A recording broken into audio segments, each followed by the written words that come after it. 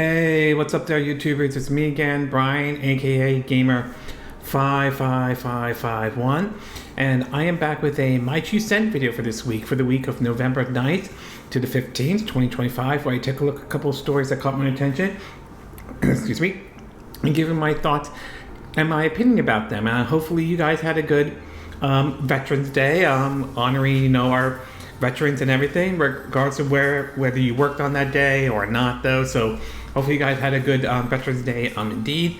But anyway, we got 4 stories to cover, including Valve announcing what apparently is a new Steam console and everything like that. A bit of a controversy surrounding a new Pokemon game, Pokemon Pokopia, and this one has to do with it being a game key card. Sony had their what was supposedly their Japan state of play, and of course the PS5 apparently seems to be doing very well for Sony, at least at this time, though. If you're interested where I got the source of this information, links will be in the description of this video, assuming you're watching this on YouTube or Patreon, as well as timestamps if there are certain parts of this video you wish to skip to. But before we get started, I like to do what I like to call the quick My 2 Cent, stories that kind of caught my attention, but I'm not going to go into a huge amount of details and all. The first one has to do with, apparently we learned that Rockstar will be bringing over an updated version of Red Dead Redemption. It is coming to the PS5, Xbox Series X and S, Netflix, and the Nintendo Switch 2, though. It will supposedly contain graphical enhancements. Switch 2 version will have that, along with apparently mouse controls, and it will be running at 60 frames per second. Supposedly there will be a free update for those who have previous versions and everything, which is certainly nice indeed.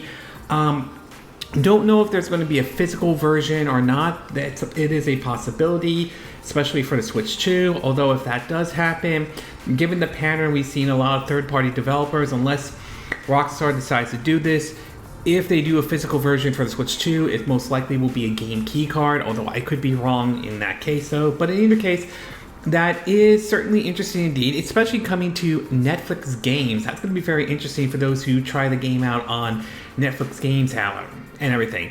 However, this probably wasn't the announcement that supposedly some folks were hoping, though. There were those who were hoping that Red Dead Redemption 2 would be announced, including for the Switch 2, as there have been some rumors going around here and there.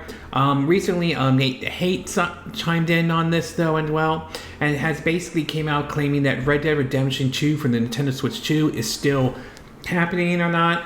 Whether that is the case or not remains to be seen. It's possible maybe Rockstar's just testing the waters to see the reaction for the possibility of a next-gen version of Red Dead Redemption 2. That's a possibility. Again, I don't know if that's the case. That's just me just taking a guess and everything like that. But again, Nate the Hate can be right and wrong sometimes, though. It's possible a Switch 2 port of Red Dead Redemption 2 or a next-gen version of Red Dead Redemption 2 could be happening, though. But unfortunately, for now, it seems they're getting a next-gen version of the first Red Dead Redemption instead, for those who are hoping to, play, especially for those who are hoping to try it out on the Switch 2 and all. And last but not least, we have also learned that apparently Lollipop Chainsaw Repop, that was supposed to be for the Switch 2 upgrade that was supposed to come out this month, has now been delayed into next year. Supposedly, according to the developers, one of the reasons is that there seems to be a demand for a physical version for the Switch 2, and that's one of the reasons why they are delaying this. Now, whether or not this means physical version as they're going to get into the actual, cart and everything like that, or whether it's going to be a game key card, that remains to be seen at this time, although I wouldn't be shocked if it is a game key card. I could be wrong on that, but who knows. In any case, though, and supposedly I do think there's going to be an upgrade for those who already have the game, though, especially if they have, they got the physical version via a limited run game or anything like that. But either case, those who are hoping to try the game out on the Switch 2 and everything like that are going to have to wait maybe about maybe a little bit longer and everything. And then the movie and TV show part of the quick My 2 Cent, though, we had 3 trailers that were shown off this week and all, though. The first one had to be what was rumored, and now it's officially been confirmed, is that is the Mario Galaxy, or the Super Mario Galaxy movie trailer. The first one we saw, to be exact, though. I will say I thought it was very interesting indeed, though. It was nice to see Bowser interacting, or Tiny Bowser interacting with Luigi and Mario and claiming that he is reformed. There was a lot of use of the paintbrush, as we saw Bowser Jr. basically, as there are looks like he took some elements from Mario Sunshine to Mario Wonder, to even some scenes we're seeing, obviously from Mario Galaxy, and of course some scenes from Mario Odyssey to a certain degree. And then, of course, the trailer also ended by showing us Rosalia and everything, and taking on what apparently was probably one of the bosses from the Mario Galaxy games. Indeed, we have heard that she will be voiced by Brie Larson. I'm fully aware about there are some folks out there that are making a huge deal out of it. Honestly, in my opinion, I'm not bothered that Brie Larson is voicing Rosalia. I've seen the clip of her voicing the character, and I don't have any issues with it, though, despite some on the internet making a huge deal out of it. Or not everybody, but some folks out there. I just don't see any problems with it, though. First trailer, I would say, didn't have the same kind of or wow factor the same way like when the first time we saw the first trailer for the Super Mario Brothers the movie, though. Also, we didn't get to see Yoshi or anything like that, and they're still aiming for an April release date, so maybe we'll see a new trailer maybe before the movie comes out in April. I mean, that is a possibility, and hopefully if they do show another trailer, we'll see Yoshi and all. But in either case, though, I did find the trailer interesting, and I am still looking forward to seeing the Super Mario Galaxy movie. Other trailer we saw was a trailer for the second season of Fallout. I will say the first season kind of surprised me, and I came away pleased with watching that show. And this one, I am kind of curious to see how the daughter and the ghoul get along, especially as they hunt down the daughter's dad and everything. Saw a small clip of Macaulay Culkin in the show, though. We know he's going to be in season 2. There has been some speculation that he could be Caesar or part of Caesar's Legion. That's a possibility. We're still trying to figure out what happened to New Vegas, as supposedly those who played the game know that Fallout New Vegas has, I believe, several different endings. So it's going to be very interesting to see how they approach this with season 2 of Fallout, indeed. But in either case, though, I am very curious about the second season. I am looking forward to that one, though. And of course, the third and final trailer we have is supposedly the next season of Monarch Legacy of Monsters is in the works. And so far, I am liking what I've seen, though. I did enjoy the first season. I am very curious to see how the second season is going to play out, considering how the first season kind of took place after, I think 2015's Godzilla, but before start of Godzilla, King of the Monsters. Since this one seems to be more focused on King Kong, I'm a little curious to see where that fits in as well.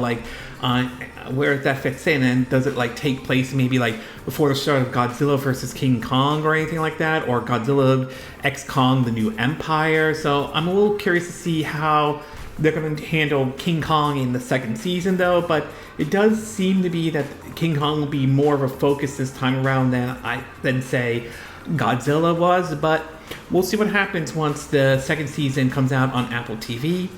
We also learned that supposedly a new season of Doom Prophecy they sort of have a date out, at least, or a cast and everything.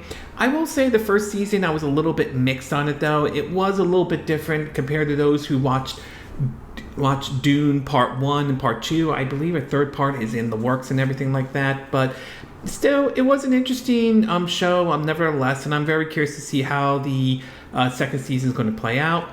And last but not least, we are learning that supposedly it does seem to indicate we could get a sequel or update to basically Werewolf by Night. This was a sort of a Disney Plus special that was released, though. It was sort of like a supernatural part of the MCU and everything.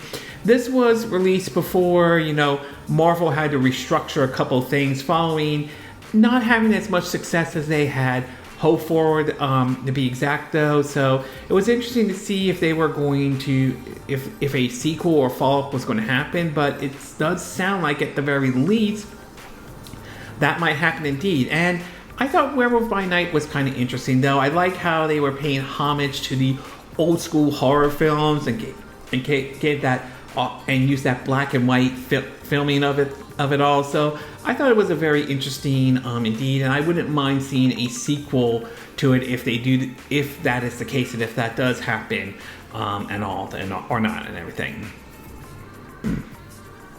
Okay, with the Quick My Choose Said part now done, along with the movie and TV show part of the Quick My Choose Said, we'll get started with our first story, and this one has to do with Sony releasing their financial earnings, particularly with the PS5 and everything. So, and with the numbers are out, it does seem to indicate that, at least according to what Sony is saying, the PS5, including Ghost of Yotai, seem to be doing very well for them, and that certainly has to be good news for Sony in general and everything like that. But they also made some interesting comments. Some of this regarding basically in terms of how much how far we are in the PS5's life cycle, to even their comments about buying Bungie and all, which seems to indicate at least how some are viewing it, may have not been the wisest decision, at least on Sony's side, at least according to depending on how you want to read it and everything.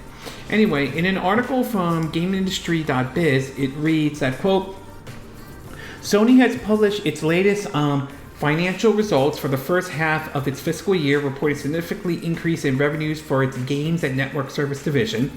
The platform holder has increased its full-year forecast for games revenues as a result, citing success in its network service and game software segment. PS5 has now sold up to 84.2 million units, lifetime units, selling an additional 3.9 units during its second quarter. Sony also has revealed the sales figures for its latest first-party title, Ghost of Yotai, which has moved 3.3 million copies since its October 2nd launch, which I would say that's not bad. I mean, that certainly is good indeed, though. It is maybe not as high as what Ghost of Tsushima was, but then again, you have to remember it originally came out back on the PS4, and the PS4 user base was, I would say, by that point, higher back then and everything like that. So, but still, nevertheless, I think that's pretty good. I still have to get around getting to playing Ghost of Yotai, though. I did like Ghost of Tsushima, to be exact. So, certainly good numbers, indeed, though. But it also seems to indicate that it doesn't seem like it sounds like we may not be hearing about the PS6 anytime soon, though. Supposedly, there was a comment about basically about them claiming that it's in the middle of its life cycle. Anyway, this one comes from Push Square. It reads, an interesting comment from Sony executives had the PlayStation fans weigh up potential of expanding the life cycle of the PS5. Speaking during a company's latest financial briefing, Sony CFO Lin Tao, if I'm saying the person's name correctly, hinted towards a continued focus on the current gen console, saying, quote, there are many active users enjoying the console, so from that perspective, we believe the PS5 is only in the middle of the journey, and we are really planning to expand it even further, as she explains, as reported by Destin on X, formerly known as Twitter. The article reads that, so is Tao saying that the plan is to give the PS5 more time in the spotlight than its predecessor. We're not entirely sure if we take her quote its face file, then the PS5 is going to be front and center for another 5 years. But it could also just say Sony plans to support the PS5 until 2030 or so. By then, the PS6 could be here, and the PS5 would take on a secondary role, much like the PS4 throughout this generation. So it does sound like, at least if based on the comments that she is saying, though, if I'm reading this correctly, though, is that, yeah, it doesn't look like they're ready to jump into the PS6 just yet or anything like that, though. And I will say, to me, as much, and while I do enjoy the PS5, I do feel when it comes to its first-party outings has been, let's just say, mixed at best in my view. I mean, there have been some good games, don't get me wrong, but I can't help but feel that a lot of it is basically Sony focused too much on the live service and offering just, like the AAA experience only, that you don't really see them push for like that AA experience. Experience type that. I mean, we saw that with Astrobot, and that did very well. Plus, it won Game of the Year as well. And you would think that Sony would at least maybe we should consider looking at some of these smaller titles or something to bring over, to occupy people as we, bring out that AAA experience for our platform and all. I just feel like this current gen, at least on the PS5 side, has been mixed at best, at least from my view though. But it does seem to indicate that they are willing to continue with the PS5 and willing to continue, making sure that life cycle continues much longer than what the traditional life cycle for a console is. I mean, look how with the Nintendo Switch, for example, that came out in 2017, and now and we're into 2025 when we finally got a new Switch and everything like that. I mean, I'm talking about like the next generation Switch, like Switch 1 from Switch 2 and everything like that. So yeah, it's possible that the PS5 could be lasting a bit longer and all. I mean, it's also possible we could see the same thing with Xbox Series X and S, although there's been some questions about the direction Microsoft's been going with that one and all. And last but not least, though, there has been some talks about basically the acquisition of Bungie. And some folks believe was a response to, when Microsoft was buying Activision Blizzard and everything like that. And there was also this, basically the reason to push for this is to have them come in and handle the live service side. But even that has kind of been not so great, ranging from the canceled Last of Us live service to even Bungie themselves basically not doing as well, considering that Destiny 2, at least some of the content hasn't been going great, at least how some people look at it. And then, of course, there's a whole controversy surrounding Marathon and the issue of plagiarism with that game and everything like that. So there was a comment made by the CFO again about basically Bungie, and this is what she had to say, quote, regarding Destiny 2, partially due to the change in the competitive environment, the level of sales and user engagement has not reached the expectation we had at the time of the acquisition of Bungie. While we will continue to make improvements, we will downward revise the business projection for the time being and record an implement loss against a portion of the assets at Bungie. So it kind of feels like maybe purchasing Bungie may have not been the wisest decision on Sony's part. But then again, some may argue that maybe the heavy push on live service was probably not the smartest thing as well. I mean, outside of Helldivers 2, which seems to be doing very well indeed, and we have seen it come to the Xbox platform, though, the live service push hasn't been, let's just say, great, especially after we saw how big of a flop Concord was, remember that, to be exact. So it seems that this report has both some goods and bads into it as well, though. Obviously, bad being the Bungie acquisition and all. So overall, seems the PS5 system is doing very well. Ghost of Yotai seems to be doing well with 3.3 million copies sold indeed, and it does seem to indicate that Sony will be pushing the PS5 much longer than I think a lot of people would originally have thought, though. But at the same time, the report does seem to indicate that it's clear maybe the purchase of Bungie, at least how I'm seeing it, doesn't seem to be was the smartest move on Sony's part indeed, though. Okay, we're going to take a quick break, and when we get back, we'll get to part 2. And this one has to do with a state of play that Sony had this week, though. This one focused on, I think, mostly pretty much Japanese games and everything like that. So we'll take a quick break, and we will be right back.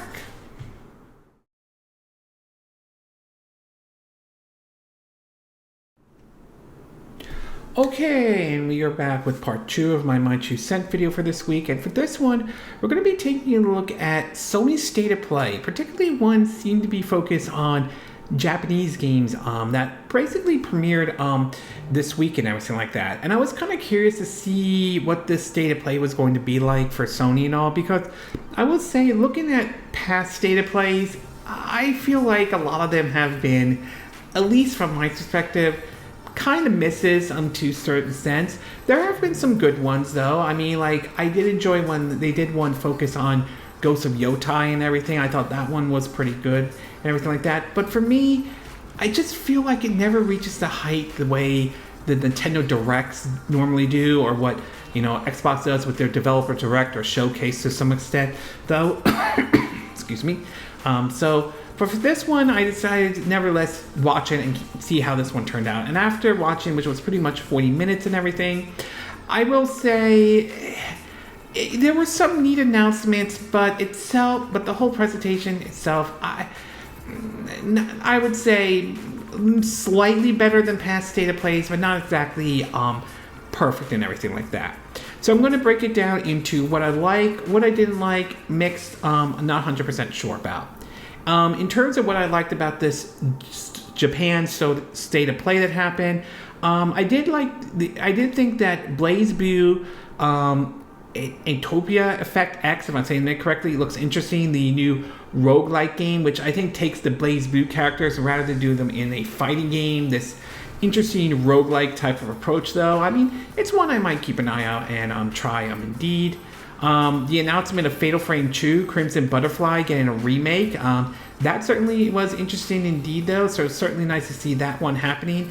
We know it's coming to multiple platforms, and I believe the Switch 2 as well, but nevertheless, this one definitely looked very interesting indeed. We have one called Kyouran Makaism, if I'm saying the name correctly. The best way to describe it is from the same folks who've done the Disgaea series and everything, so it would be from NIS America and all. This one looks interesting. It looks like an action RPG, and it's set in the same universe as Disgaea as well. This one definitely, I thought, was kind of a highlight for me, though, during this state of play and everything. So this one certainly looks neat. And last but not least, we have one from Pokopia, the same one that does the Power game, called Nevergrave, The Witch and the Curse. This one does seem to look like you get a little bit of a Hollow Knight Silk Song vibe out of it to a certain degree, as it does seem to take a Metroidvania type of approach, though. It does look interesting, indeed. There does seem to be some part where you can, switch, go from like one person to another, like swap bodies to a certain degree, though. But either way, though, this one is one I might try out as well. So still very neat, indeed. Nevergrave, The Witch, and the Curse. As far as what I didn't like, mixed or not 100% sure about, there were some titles out there that I'm not sure if it's going to sit well for fans, though. I'm not saying there isn't an audience for it, though. It is possible, but maybe not for everybody. I'm not sure about this one called Iki Obena, or One Store, Many Store, or Coffee Talk Tokyo. To me, it just didn't really click as much for me. Again, not denying the fact that there might be an audience for those type of games, and that's fine if you're into those kind of stuff. It just wasn't really my type. It didn't really click with me. The presentation itself, though, I just thought was, at least in my view, was the way the whole thing was done, it's kind of lame and everything like that. I mean, one could argue it's probably aiming for more, like the Japanese audience, and that might be true, though. Okay, I can't dispute that if that is the case and everything. It's just itself, some of the presentation itself is just, I thought, was kind of cheesy and somewhat dumb, at least from my perspective, though. I won't say it was unwatchable. It was just itself just wasn't that great, though. Another thing is that some of the games that they showed, I do wonder if some of them will come to the West. Like, for example, one they showed was Super Robot Wars Y and all, which is interesting that we got to see this, considering the fact that the series at least has mostly been in Japan, outside of maybe, I think, one for the DS called Super Robot War Endless Frontier Saga. I think that was released back during the Nintendo DS, and it did make its way over to the West. But outside of that, though, that kind of game I believe never saw the light of day in the West at all. So it was sort of interesting to see that one in here, and it remains to be seen if it would come here. And last but not least, though, I thought it was sort of odd for them to close out with basically showing a 27-inch game monitor with the DualSense charge during this presentation. I just feel like something like that could have been saved for like maybe having its own YouTube video or something, or like putting its own like social media post or tweet or something like out there. I just didn't feel like it. To me, it seemed a little bit unnecessary to have, at least in this presentation, at least from my view, to be exact though. Overall, I would say this one is, I won't say it was bad, as there were some neat announcements that were made that I did like and everything like that, but I will say this is probably one I think it's going to be forgettable and everything like that. At first I thought it was kind of interesting that we were going to hear some announcements and everything like that, and while there were some neat announcements, there were some that was just like, it just didn't really click with me as much as maybe other state of plays might have tried to do in the past and everything like that. This just adds to the one part where I just feel like Sony, at least with their state of plays, has been somewhat of mostly a miss. There are times they can do well with it though, but there are times I just feel like it's a miss, and this one I kind of feel it's sort of borderlines between the two.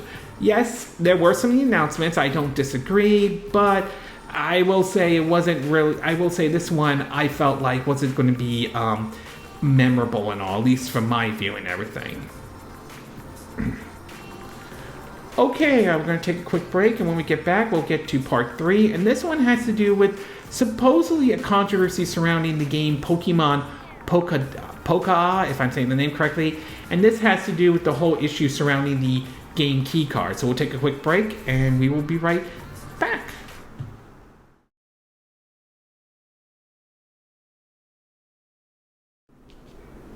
Okay, and we are back with part 3 of my 2 cent video, and for this one we're going to be taking a look at sort of a controversy surrounding a brand new Pokemon game called Pokemon Poka, if I'm saying the name correctly though. And this one has to do with the fact that it is after supposedly an update to a certain story, that it is confirmed that it is a game key card. Now, the game key card situation is sort of interesting because it's considered for a lot of Switch 2 owners, or at least for some folks online though, considered controversial, since it's basically not the full game in the cartridge. You basically plug it in to sort of download the game off the internet, compared to games like Room Factory Guardian of Azuma or Cyberpunk 2077 or like Donkey Kong Bonanza and all, which has the full game in the 64 gigabyte cartridges though. This has led to some folks and some question, the whole game preservation argument, to some folks making the claim that they're not going to buy the game if it is a game keycard. However, we've seen cases where basically some studios have come out in defense of it though, although some may disagree some may or may not agree. And of course we had Ubisoft, where supposedly when Star Wars Outlaw was ported to the Switch 2, it turned out to be that it wasn't a case of basically the cost or something like that, as folks has led to believe. It has supposedly came out with the issue of speed in terms of reading and the game being read and everything like that, and prefer the game keycard over the 64 gigabyte cartridges. Again, I'm not a game developer, so I don't know 100% how accurate that story is, but in either case, game keycards has been sort of a controversial thing though. My position on it in general has been that while I'm not a fan of it, I am not entirely against it at all. While I do agree with the game preservation argument, as in when we see games like Cyberpunk 2077 get ported over to Switch 2, it's the full game in the cartridge and everything like that. I can understand the argument. I can understand that one area which has over basically putting out an empty box with a code on a piece of paper is that with the game key cards, you can either be resold or bought used. So at least there is certainly an advantage with it in general. And for the most part, Nintendo, at least for a lot of the games they've developed though and everything like that, their games have been in game key, has been basically in, you know, the actual cartridge, not a game key card. Well, one game that seems to be the indication shown that Nintendo is, well, basically at least publishing it, may be the first game that they publish with a game key card. This has to do with supposedly started popping up on a video that was sort of a quick guide to game key cards on the Nintendo Switch 2. They released a new trailer, this is from Nintendo Life, that demonstrates the game key card then. And it showed Pokemon Pokopia, which has been confirmed for March 5th, 2026. The title is being published by the Pokemon Company in Japan and Nintendo's handling in the West, which makes this the game's company first game key card. It was, some people were wondering if this was accurate since it had the word sample on it, but a later update seemed to indicate though that the update Nintendo has confirmed that yes, the sample refers to the art only. Polka is a game key card on release. The game is 10 gigabytes according to Nintendo's website though.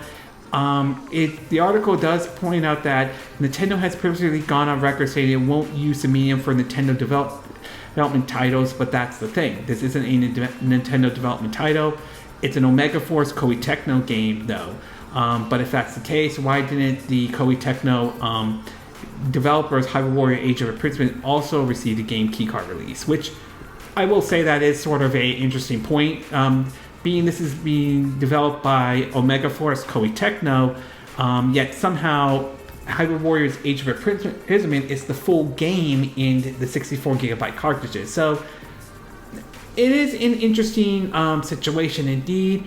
Whether how big of an outcry this will create, I'm not 100% sure about though. I mean, there were outcries over some of the visuals or some of the decision with the latest Pokemon game, and yet somehow that did very well indeed. So I just feel like, and I could be wrong on this, I just feel like that this may not have the huge amount of outrage that it's suddenly Nintendo's going to, put this, not use a game key card or anything like that. So I'm not 100% sure. Sorry about that. I'm not 100% sure Nintendo is going to basically suddenly decide we're going to put this on a 64 gigabyte cartridge though. I mean, I could be wrong in something like that, but we'll have to wait and see. But in either case though, it does sound like this game is going to be a game key card. Whether you think that's good and bad, it's going to be up to a lot of folks out there. I know there are going to be people online claiming this is bad and everything like that, but then again, the internet can sometimes, not all the times, but sometimes have people blow things way out of proportion to a certain degree, and I just can't help but feel like despite this being on a game key card, I just don't feel like it's going to have a negative impact on the sales. I could be wrong on that. I could be absolutely wrong on this 100%, so I'm not saying this as a fact that this is going to happen and all, but I just wouldn't be surprised if the game does well despite it being on a game key card, despite some of the internet making a big deal about, oh, it's a game key card in general and all. So overall, I would say yes, I'm fully aware that it's a game key card. I'm very mixed on game key cards in general and everything like that. And I can understand why not everybody would be pleased with this announcement, but given Pokemon's history and its sales number, unless there's something really there and everything, I don't see this game flopping, at least in my view, despite it being on a game key card. Again, like I said before, I could be completely wrong on this, but I just don't, given the power of the Pokemon brand in general, I just don't see this one flopping, at least from my perspective and all.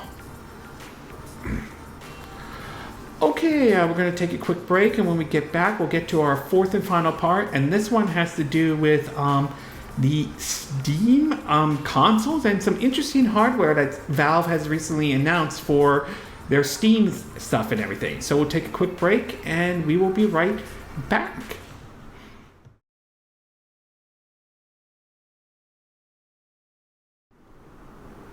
Okay, and we are back with our fourth and final part of our My 2 Cent video.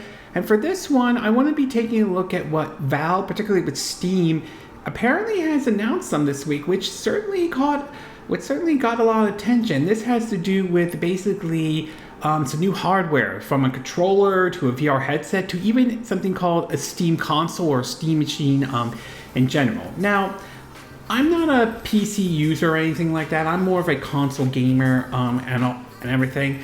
But I have heard of Steam before and all, and it's basically, in my view, it's been mostly well known for those who like to game on the PC in general. I mean, yes, we've heard of stuff like Origins, Epic Game Store, GOG in general, but Steam seems to be the main one, to be exact, for those who game on PC in general. Now, in terms of Valve taking a shot at maybe the console race or everything like that, there may have been some attempts in the past, but obviously never really took off on the level that they wanted it to be and everything like that. However, we have seen Valve dip their toes to some degree, ranging to some levels with the VR, but to also with something like the Steam Deck, which is basically the idea of bringing your PC games on the go and everything like that without, bringing like a laptop and everything. And while it certainly did very well for Valve indeed, though, I mean, for one, they seem to be very happy with the sales numbers indeed. Although I will say there were some, not everybody, but some that were dubbing this sort of the Nintendo Switch killer and everything like that, which obviously that never happened and everything. But either way, though, it seems to have hit very well with the PC audience in general, and it also with that success also gave rise to other handheld PCs like the ROG Ally, for example. Recently, Microsoft was teaming up with them to do like a Xbox ROG Ally and everything, though. Well, now it seems to be that they're revealed some other hardware, and now it seems to be that they're open to the idea of doing another console and all. And judging by what we've seen so far, it looks kind of interesting indeed, though. In an article from Video Game Chronicles, let's see, get that out of the way. It reads that, quote, Valve has announced 3 new products. A new VR headset called the Steam Frame, a new controller called the Steam Controller, and a console-like unit called the Steam Machine. Now, Valve says it plans to ship all 3 products in the same region they currently ship Steam Deck. They will start shipment in early 2026 with a specific launch timing and pricing to be confirmed. That's going to be interesting to see how much this is going to cost and everything like that, though. According to I think Valve founder Gable, what the heck? Oops, sorry folks, that should not be there. Okay, there we go. Yeah, just some advertisement popping up there. I apologize for what? Really? Come on. Okay, anyway, it reads that what in the world is going on here? Okay, it basically reads that we've been super happy with the success of the Steam Deck, says Gabby Newell, president of Valve, and PC gamers have continued to ask for even more ways to play all the great titles in their Steam library. Our work over the years on other hardware, and even more importantly on Steam OS, has enabled Steam Controller, Steam Machine, and Steam Frame to do just that. The Steam Machine, and this is the one that I thought that was somewhat interesting, is a 6-inch console-like cube with over 6 times the horsepower of the Steam Deck, which is designed to allow PC gamers to be playing on TV. The machine has 1 gigabyte internet display, 1.4 display port 1.4, and HDMI 2.0, as well as 1 USB port and 4 USB-A ports. It will also come with a 512 gigabytes and a 2 terabyte storage option. Its power supply will be built in, meaning it won't have a power brick. The Steam Machine will also have a built-in wireless adapter designed to connect to the Steam controller, meaning players don't have to plug in a USB plug receiver. Valve promises it will offer 4K gaming at 60 frames per second with FSR thanks to a discrete semi-custom AMD desktop class CPU and GPU. It also claims the Steam Machine will keep cool and run whisper quiet even while running the most demanding game. Valve also said the Steam Machine will be powerful enough to stream games to other devices, including the Steam Deck, Steam Frame, or any other device running Steam or Steam Link. Steam will also add the Steam Machine verification program similar to that in Steam Deck, which let Steam Machine owners see a glance of how well each game will run on the device. They talked about certain models, the specs, and everything like that. Also, they talked about the Steam controller, which is a hybrid of an Xbox controller and PlayStation controller. It will feature the same view and menu button, the equivalent of select to start, seen on Xbox Series X and S controller, but the analog sticks on the bottoms, like a PlayStation DualSense controller and everything like that, and so forth. So, I would have to say on this one, it looks kind of interesting. Indeed, even though I'm more of a console gamer, not a PC gamer, it still looks kind of interesting that Valve is doing this and all. And it also what makes this more interesting is that in a way it kind of beated Microsoft to the market, because we know Microsoft is working on their next gen console, and supposedly they're aiming to be sort of a PC console hybrid at the very least, and it does seem to indicate Valve has kind of beat them to a certain degree, although this one seems to be more with their Steam library and all. Now, there have been some that are saying, oh, Valve's entering the console race, it's going to be a threat to Sony and Microsoft and maybe Nintendo to some degree. At least that's what some folks out there are saying. I'm not saying everybody, but some folks out there. And honestly, like the Steam Deck though, I'm not 100% sure about this. I still feel like this is more geared towards those who are more into the PC gaming side in general though. Now, it is possible it could appeal to casual markets, casual folks, maybe a bit more than say the VR headset or even the Steam Deck for that matter. That is a possibility though. But I do feel like this one is more, I still feel like this is more closer to more towards those who are into the PC side of gaming, at least from my perspective though. Still, it will be very interesting to see how well this system does when they decide to put it out there, and it will be very interesting to see how people respond to it in general, whether it gets a positive or negative response indeed, and how well it sells though.